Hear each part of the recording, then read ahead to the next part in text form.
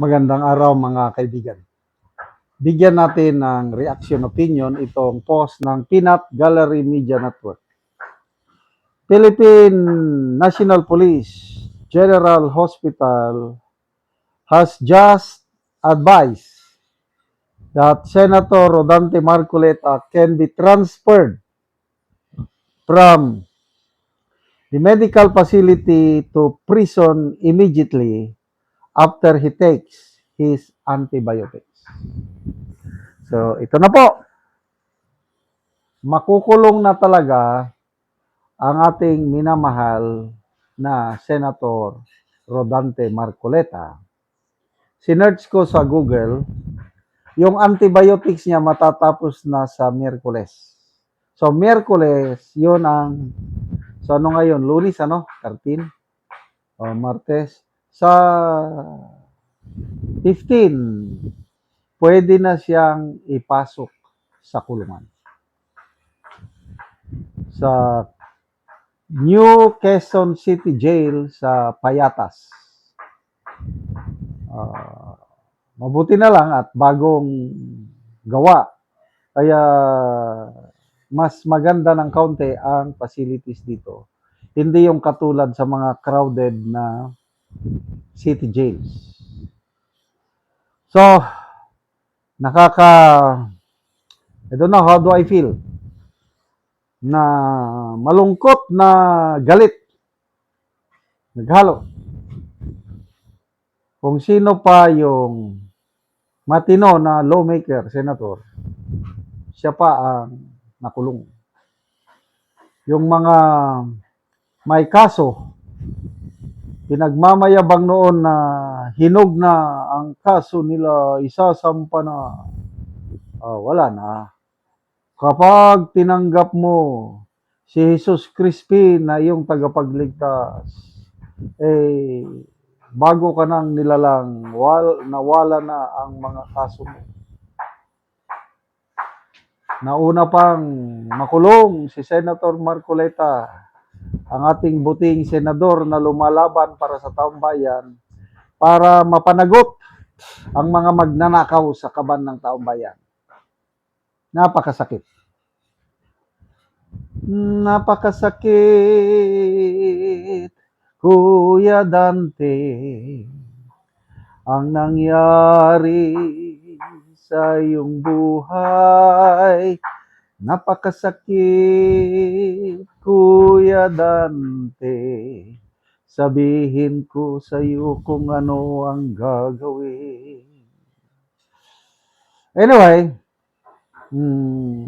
nakaka-inspire naman ang mensahe ni Senator Marcoleta. I think 2 days ago, ito yung post niya. Sabi niya, mahal ko kayong lahat. Pansamantala lang tayong magkakahiwalay. At balang araw, magkikita rin tayo. Wow. What a reassuring. But, alam ko, lumalaban yung spirito ni Senator Marcoleta, but yung katawan, wala na, mahina na. Ako nga, siya is, believe, 72, ako 66.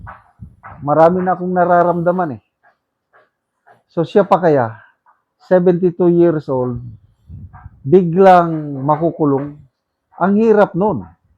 Lalo na sa kanyang pamilya. Asawa, mga anak, and mga apo. Napakasakit yan. But then, ito na nga, may mga pagkakataon talaga sa buhay natin na hindi natin makontrol. At ako, ang solusyon ko dyan, kung may unforeseen events na nangyari sa buhay ko, ang palakas ng aking loob kaagad is yung Romans 8:28. Salita ng Diyos sa Biblia. In all things, God work for good to those who love God, to those who are called according to His purpose. Sa ngayon, masama itong nangyari kay Senator Rodante Marcoleta. But God allowed it to happen for a better purpose. alam natin kung gaano kamahal ni Senator Marcoleta ang bayan at ang Diyos. So bakit inalaw ito ng Panginoon? Mayroon siyang mas magandang purpose. So yun lang ang ating hintayin. So sabi ni Senator Marcoleta sa kanyang mensahe is kailanman ang kasamaan ay hindi magtatagumpay sa katwiran o sa kabutihan. Medyo matagal nga lang, kailang darating din tayo dyan. In the end, God or goodness will triumph over evil. Kung sino pa yung lumalaban, nagsasalita sa korupsyon na nangyari sa ating bansa, sila pa ang naunang nakulong. Okay, Marcoleta, defensor. Yung mga, alam naman natin, sino yung na-involve talaga. Sila pa ang malaya. Kanina excuse me, napanood akong Facebook reel, payag ni Congressman Edgar Erese.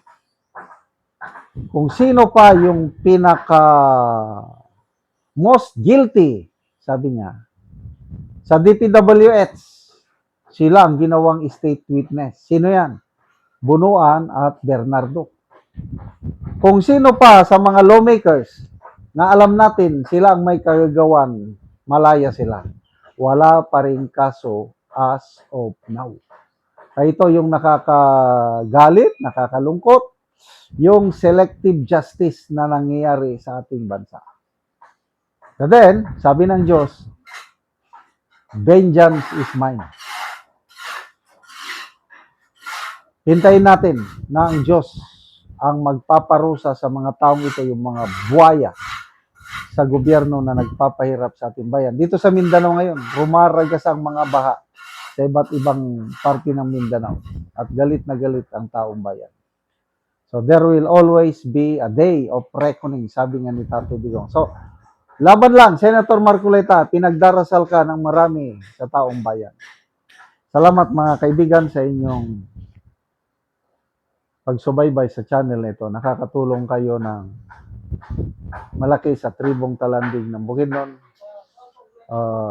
Namimigay tayo ng libreng yero at pako para makapagpatayo naman sila ng mas maayos na tirahan.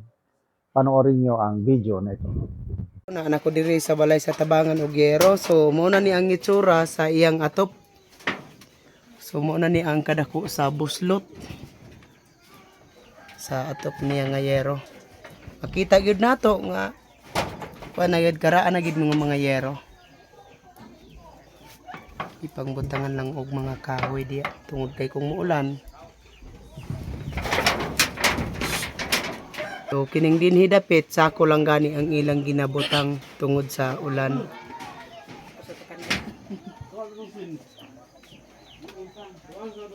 Ug karon mo na ni ang yero nga among gihatag nga ilang atop karon.